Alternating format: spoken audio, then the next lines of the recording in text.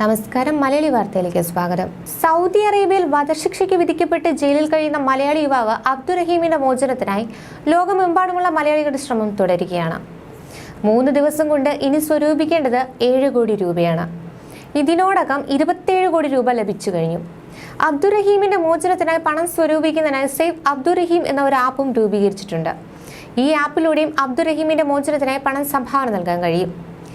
കേസിൽ കഴിഞ്ഞ 16 വർഷമായി റിയാദ് ജയിലിൽ കഴിയുകയാണ് കോഴിക്കോട് കോടാമ്പുഴ മച്ചിലകത്ത് പീഡിയക്കൽ വീട്ടിൽ അബ്ദുറഹീം. 2006 നവംബറിൽ 26-ാം വയസ്സിലാണ് അബ്ദുറഹീം ഹൗസ് ഡ്രൈവർ വിസയിൽ റിയാദിലെത്തിയത്. സ്പോൺസർ ഫായിസ് അബ്ദുള്ള അബ്ദുറഹ്മാൻ അൽ ഷഹ്രിയുടെ മകൻ അനസിനെ പരിചരിക്കലായിരുന്നു പ്രധാന ജോലി. കഴുത്തിന് താഴെ ചലനശേഷിയില്ലാത്ത അനസിന് ഭക്ഷണം നൽകിയിരുന്നത് കഴുത്തിൽ ഘടിപ്പിച്ചിരുന്ന ഉപകരണം വഴിയായിരുന്നു.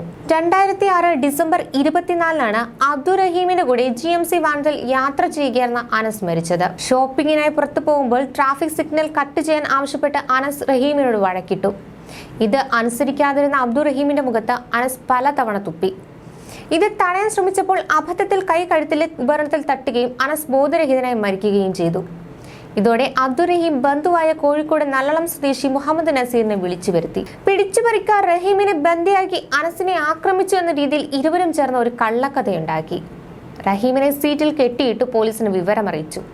എന്നാൽ പോലീസ് എത്തി ചോദ്യം ചെയ്തതോടെ കള്ളക്കഥയാണെന്ന് ബോധ്യപ്പെടുകയും ഇരുവരെയും കസ്റ്റഡിയിലെടുക്കുകയും ചെയ്തു. 10 വർഷത്തിനു ശേഷം നസീറിന് ജാമ്യം ലഭിച്ചു. റഹീം വധശിക്ഷയും കാത്ത് അൽഹായർ ജയിലിൽ തുടരുകയാണ്. റഹീമിന് നിയമസഹായം നൽകുന്നതിനായി റിയാദിലെ സാമൂഹിക സംഘടനാ പ്രതിനിധികൾ അടങ്ങുന്ന കൂട്ടായ്മ രൂപീകരിച്ചിട്ടുണ്ട്. സൗദി രാജാവിന് ദയാഹർജിയും നൽകിയിട്ടുണ്ട്. ദിയാപണമായ 33 കോടി രൂപ കണ്ടെത്താൻ സഹായിക്കണമെന്ന് റഹീമിന്റെ കുടുംബം ഇന്ത്യൻ എംബസിയോട് ആവശ്യപ്പെട്ടിരുന്നു. കൊല്ലപ്പെട്ട സൗദി ബാലന്റെ കുടുംബവുമായി ഒത്തുതീർപ്പ് ചർച്ച നടത്താനുള്ള ശ്രമത്തിലാണ് ഇന്ത്യൻ എംബസി. മകൻ തിരിച്ചു വരുമെന്ന പ്രതീക്ഷയിലാണ് മാതാവ് ഫാത്തിമ. നാട്ടുകാർ ഒത്തുചേർന്ന് കൂടുതൽ പണം കണ്ടെത്താൻ ശ്രമം നടത്തുന്നുണ്ടെങ്കിലും അതും മതിയാവില്ല.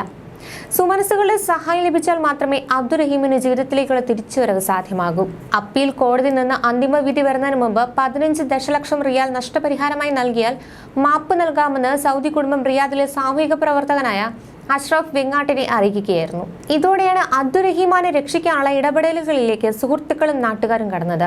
സമയമൊട്ടും പാഴാക്കാനില്ലാത്ത അവസ്ഥയിൽ ദിയാദനം നൽകേണ്ട കുടുംബത്തിന്റെ വക്കീലുമായി കൂടിക്കാഴ്ച ഇന്നോ നാളെയോ നടക്കുമെന്ന് എംബസി ഉദ്യോഗസ്ഥനും തുടക്കം മുതൽ കേസുമായി ബന്ധപ്പെട്ട് പ്രവർത്തിക്കുകയും ചെയ്യുന്ന യൂസഫ് കാക്കഞ്ചേരി പറഞ്ഞു. കൂടിക്കാഴ്ചയെ കരാർ അനുസരിച്ചുള്ള പണം സമാഹരിച്ച വിവരം വാദിഭാഗത്തെ അറിയിക്കും. തുടർന്നുള്ള കോടതി നടപടികൾ ആരംഭിക്കാനും അഭ്യർത്ഥിക്കും. നാട്ടിൽ സമാഹരിച്ച പണം അതിവേഗം സൗദിയിലെത്തിക്കാനുള്ള നടപടിക്രമങ്ങൾ എംബസി നേരത്തെ ആരംഭിച്ചിട്ടുണ്ട്.